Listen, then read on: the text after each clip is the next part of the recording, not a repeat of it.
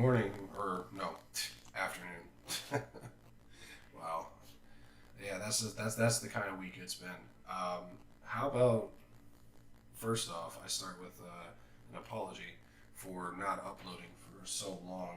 I took a tremendous amount of time off from this channel and other projects that I was working on, just to focus on the holidays, focus on the new year, relaxing, decompressing, trying to stay out of the limelight as much as possible because I was just simply trying to enjoy my time with family, loved ones, all that good stuff. So, um, with that being said, every time I was thinking about doing a video, something more insane from the day than the previous day would happen, and I would just go, wow, I really need to do a video about this. And then it continued to spiral until this past week. Now, I have to be very, very careful with how I word things, so you'll have to bear with me. But let's just say things got a little uh, unstable this week in our nation's capital. First and foremost, I disavow violence of any kind. Disavow, disavow, disavow, disavow. YouTube, I do not condone the use of violence in any way, shape, or form. Um, Now, with that being said, let's get into the video. So, um, what happened this week was quite possibly one of the craziest things I've ever experienced in my entire life. Now, I'm not gonna lie, I raced home from work because it was just getting started when I got out of work. I came home and for a solid 4 hours, I was just refreshing all of the pages I had open, constantly saving photos, taking there were times where there was so many photos being uploaded from all different avenues that it was almost impossible for me to keep up with. And um, of course, we all know of the tragedies. I'm not gonna, like I said, I'm really gonna be careful here. Not like I'm some massive channel or anything like that, but I just really want to be careful with how I word things. We all know what happened, and it's very, very awful. Um, you know, it's a shame that only people like myself and other content creators under the thumb are talking about this. And I just want to just go over a few things here. First and foremost, like this whole thing that happened is shocking, not in the sense that you're hearing from the mainstream media. Shocking to me, like, wow, something actually happened. I really wasn't expecting anything. Um, and sure enough, the most unexpected thing in the world happened. Nobody saw this coming.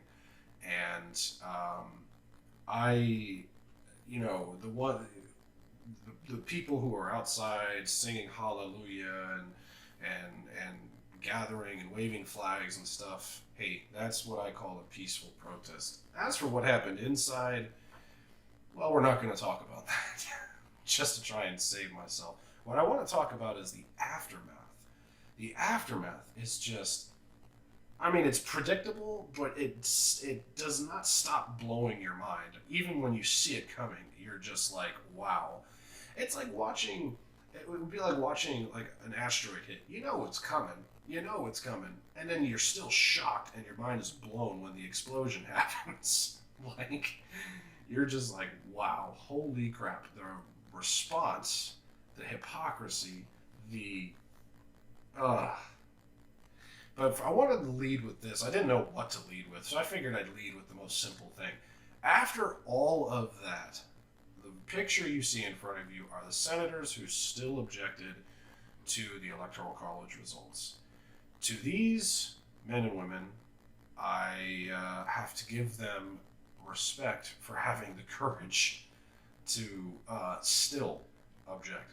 Now, and like I said, being very cautious with my words here, let's just say I don't hate them, and we'll leave it at that. But let this image resonate with you for a second and memorize these names. These are the people you want to keep an eye on.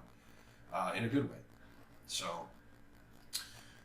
that being said, let's move to another photo here. Now, I'm going to move to the vice president. This is probably one of the most chilling things of this entire ordeal when it came to the Senate, and no one's really talking about it. This was after the certification, after the vice president certified the results and made everything official. They gave him what looks to be some form of coin, and there was a handshake that followed. I don't know who these two gentlemen are, but this is like a big WTF. Like, what is this? Why is Pence being given this after everything that just happened? What is this? There is a zoomed in photo here. You can see it looks like it's in some type of like plastic casing. I mean, I can zoom in a little bit, but it's just going to get more blurry. You can't really make anything out. But that is very, to me, that is the most eerie thing, I should say. It's creepy. It's creepy that this happened. And this is more evidence in the grand conspiracy theory of things. Now, I don't really have much in the way of conspiracy theories, but this right here is just like, what the hell is that? I need answers. So take this and make of it what you will. I just think it's creepy, and I would love to know what the heck it is. So, all right, I've got all these photos open. All right, well, that's fine. We'll just keep moving along. So after all that, let's go right ahead into my favorite portion. It's called, well, I don't know. I was trying to think of something edgy on the fly there, but I can't. We'll just say what? We'll just call this a say what moment. We'll start here. From at Zoomer Culips. This is obviously somebody on Twitter, some random anon on Twitter. You'll never guess which protest the media deemed peaceful. Now, of course, it is a cherry-picked photo. They didn't show much of what was happening inside, but I have to say, Sargon of Akkad and the Lotus Eaters, I should say, it was on the Lotus Eaters. If you go check out their video on responding to this whole thing, they showed video footage and pictures of what happened inside most of the senators' offices. There's papers on the floor, chairs tipped over, a bit of a mess, but, it's so sad. Sargon made a lot of good jokes saying, some poor intern's going to have to pick all of that up. Yeah. But then you have this over here, and this looks like something out of a movie.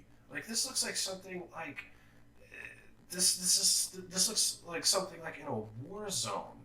Like this right here happened a few months ago, or, like a handful of months ago. And the disparity is insane. The hypocrisy is insane. I'm just going to let a lot of these images speak for themselves because, like I said, after everything that's happened this week as far as people being removed, I really got to be careful. Here's another one from Ryan Fournier. This quote, "This was Washington, D.C. this summer. Please save your outrage." Now, I agree 100% with this. I've had a few people say, I don't, I think the people outside were fine, but the people inside the Senate were just awful. That was not good. And I'm just like, I just like usher them over to the next gallery of art, which is this screenshot here. And I just go, would you like to comment about this? Because on the grand scale of things, I'll take a quote from Robert Barnes, the lawyer. He was on Viva Frye's podcast. They do a podcast like a couple times a week, and he had probably one of the best responses to this whole thing. And he and I'm just gonna echo what he said. Of all buildings that these protesters can occupy, The one I will be least angry about is them occupying the people's house, the people's house of representatives. This is the house of the elected people's representatives where they come to meet. So out of all places of them to occupy, I will not object to them occupying the house of the people. So there you go. And we're going to sit here and act like this hasn't been a thing over the course of American political history. I mean, they locked up court. Again, a lot of this information I'm about to say I got from Robert Barnes, just sort of refresher on my history. I mean, sometimes when you go through life and you learn about history, you learn about political history, you learn about political history in this country. You soak it all in, and then you live your life. And then, of course, someone like me, well, all of us, living in probably one of the craziest political timelines, probably in the history of this country. Maybe even the history of the world.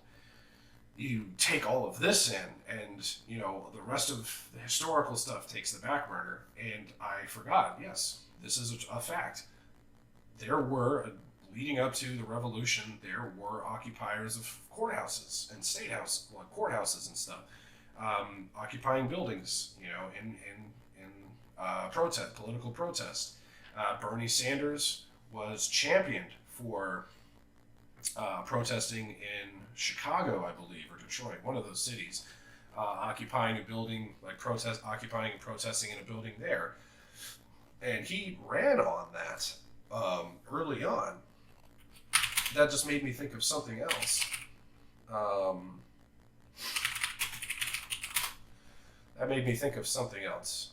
Are we just going to sit here and forget? We got to find it here. Well, here, I'll just bring it up on screen real quick. Well, I'll find a few pictures. Let's see. Do that. This made me think of the Kavanaugh hearings, the protests in the Kavanaugh in the Supreme Court, or was it at the Supreme Court? No, it was at the Senate. And this was just for a Supreme Court pick. Please, save me your outrage. Save me your outrage. Save me your outrage. Save me your outrage. Are we just going to forget that this happened too? And this was just for a Supreme Court nomination. So I don't want to hear it. I don't want to hear it at all. Like I said, the hypocrisy is astounding. It is so repugnant. It just makes you turn your nose up and look away in disgust, like you just can't believe it. Probably my favorite one out of all this is this from Michael Malice with the thinking emoji. Vox, probably one of the most memeable journalist outlets on the internet. Right here on the left, September 22nd, 2016, riots are destructive, dangerous, and scary, but can lead to serious social reforms. To prevent more violent uprisings and protests, we need to take their causes seriously. 5 years later, every person who forced their way into the Capitol should be arrested. Lock them all up. And then everybody stood up and clapped. How stunning and brave, Vox. What a big think article there. Written by the same person, Herman Lopez. I believe that's how you pronounce it. Yeah. So, with that being said, there's more going on here. So this is from Jaden McNeil, Mike Pence. I'll just let you read that. The change of tone right here on the left. Our prayers are with the family of George Floyd, and our prayers are also with Ahmaud Arbery in Georgia. We have no tolerance for racism. We all remember this back in May. And on the right, thank you to the incredible Capitol Hill police officers and every law enforcement officer for keeping us safe today. Thanks to your service, the Capitol was secured, and we are truly grateful. Womp womp.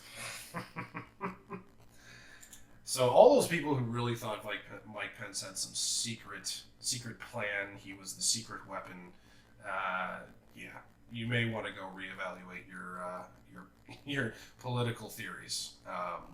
Excuse me. I'm drinking the last of my very good whiskey that I got for Christmas. Figured this was an appropriate time to finish it off. This one here, this is probably the most dangerous thing. Now, these group of tweets here signify a lot of different things, in my opinion. Okay, not only is this horrifying and reprehensible, um, and also shows all of the worst possibilities from the world's historical past being brought back for all of us to relive in a new nightmare. Um, and this is also why politics in this country has changed forever. You read some of these, I'll go through them. You read some of these, and you start to realize there is a very, very slim chance that a populist candidate like Trump will ever take the chance at running again. I mean, think about that for a second. No one knew what to expect from Donald Trump. When he was elected president, everybody was angry. Oh yeah, and that's another thing about the protests. Are we just going to forget about the day after the inauguration, the weekend after the inauguration, all of the riots in Washington D.C., the property damage? It was insane. It was insane. It was complete hysteria. That was probably the most shocking thing. That was more shocking than the election itself back in 2016 was the utter chaos that ensued in Washington, D.C. Anyway, that was a little side note there. There's so much stuff that I'm like remembering now after taking all of this nonsense in. But when the attacks started, everybody was thinking, okay, well, this is just a left-wing echo chamber. These people are just, living in their own little Twitter world. The common people don't believe this, And then 4 years later, when re-election happens, Donald Trump subsequently loses the election, and now Joe Biden is in. And the minute that these people, these protesters who have a few things to say about the election, show up and voice their displeasure, you get tweets like these. And it makes you realize, makes me realize that a populist candidate like Donald Trump, whether it's in the Republican Party, whether some new third party comes into play that is taken seriously and has a legitimate shot, I seriously doubt we'll ever see a candidate like that again, because who is going to dare take that kind of a risk after what we've seen over the last 4 years, escalating in aggressiveness, with big tech on their side, with the media on their side, with I mean, let's be honest, a bunch of groups of low-level thugs on their side that are willing to go to people's houses and harass them in the middle of the night with no fear of being prosecuted by the law. Who is going to take that risk? And that's why I have to give, I don't know much about Josh Hawley, but I do give him some credit. The dude has got some real guts to continue, and as well as the rest of those senators who continue to voice their objections.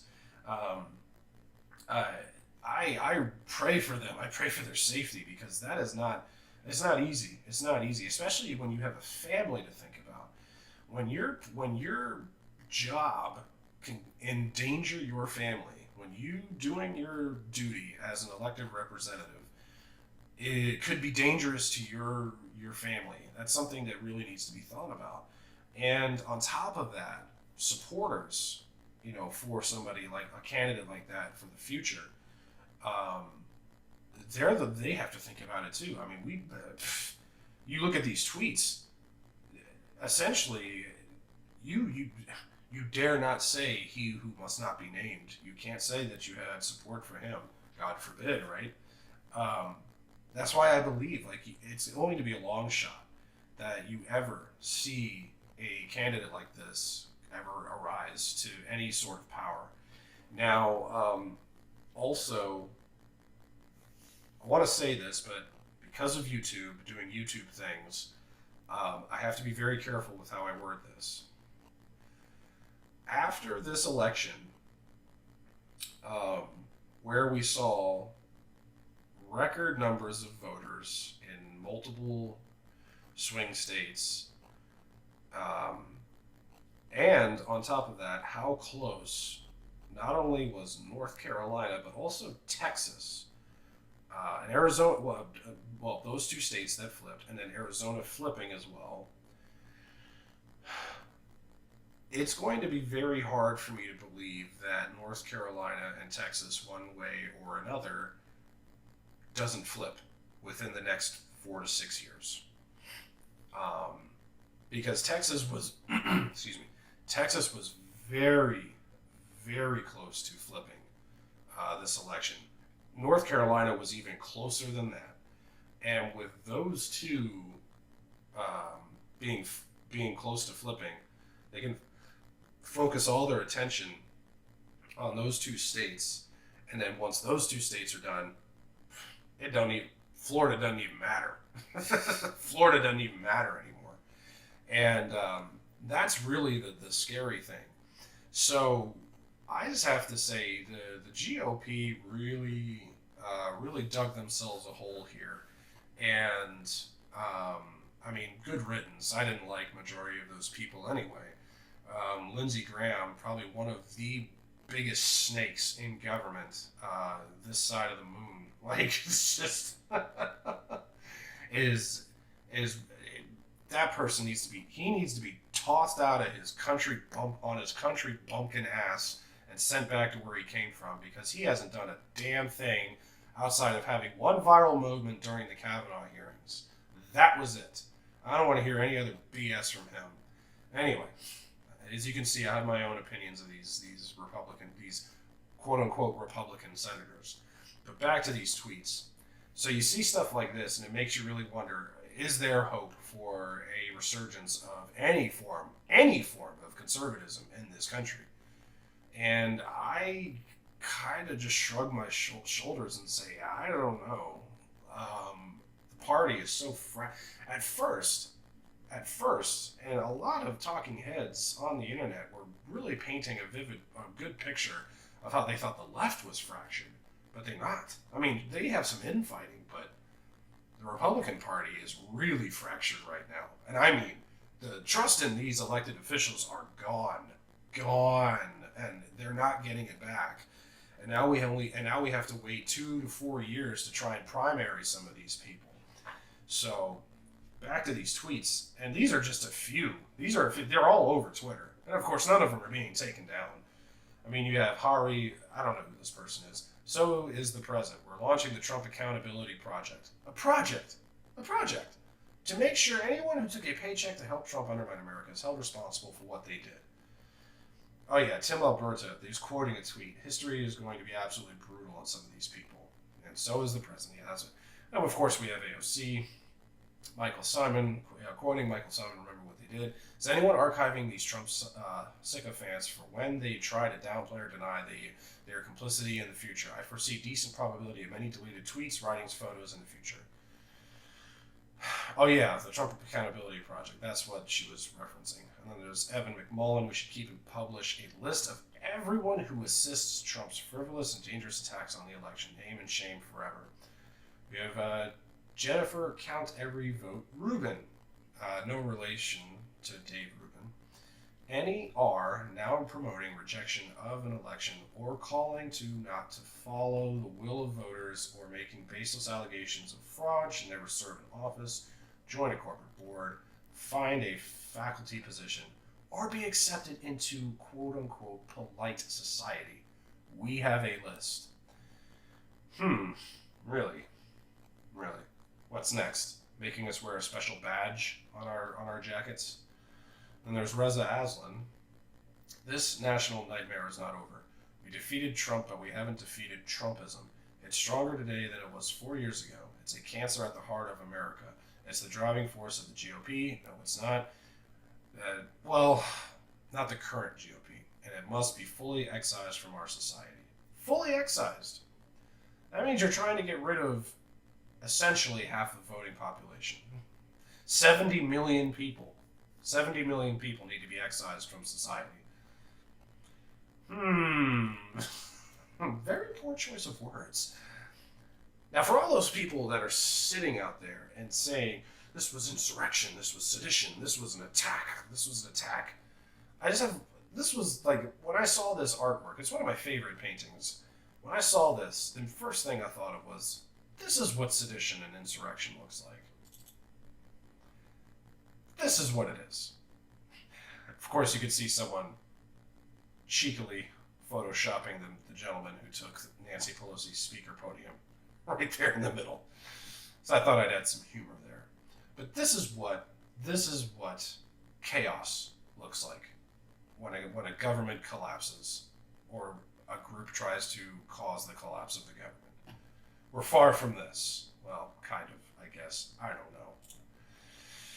Now to wrap things up, I don't want to make this video too long. We're already seeing the effects of the incoming Biden administration or we're already seeing the effects that it's having on our country. And this right here is startling. I'll leave you with this, to give you one last black pill for the future. This is U.S. Customs and Border Protection. So the rate of migrants arriving at the U.S.-Mexico border has skyrocketed in the months since President-elect Joe Biden's 2020 victory. Speaking during a call with reporters Tuesday,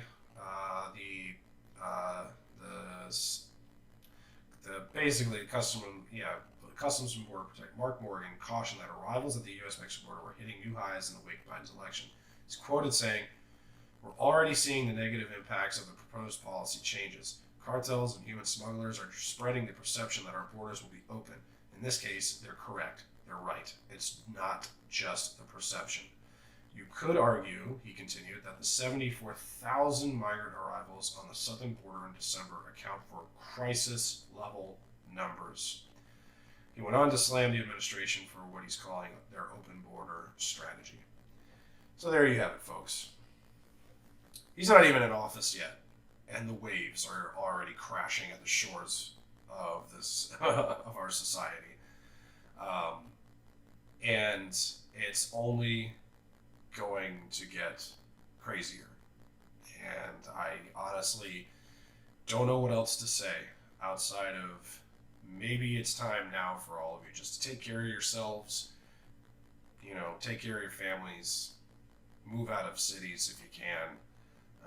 I know I don't want to live anywhere near cities right now. If I had the means to, I would definitely buy some land somewhere and go live in the countryside. But I don't have that opportunity at the moment, unfortunately. Who I live with, my partner, my one and only. It would take the shit hitting the proverbial fan for her to accept that kind of a decision, and unfortunately by then it'll be too late. So we'll see what happens. It doesn't look good. It does not look good. And on top of that, we've already saw the mass bannings and exodus, from Twitter and other social media platforms. Parler is on the verge of being completely shut down. I do have a Parler account on there. It's The Informant with a 0. And if you enjoyed this video, click like and subscribe, because I will definitely try to make more of these videos in the future. And yeah, hope I didn't ruin your day too much. And I will talk to you all later.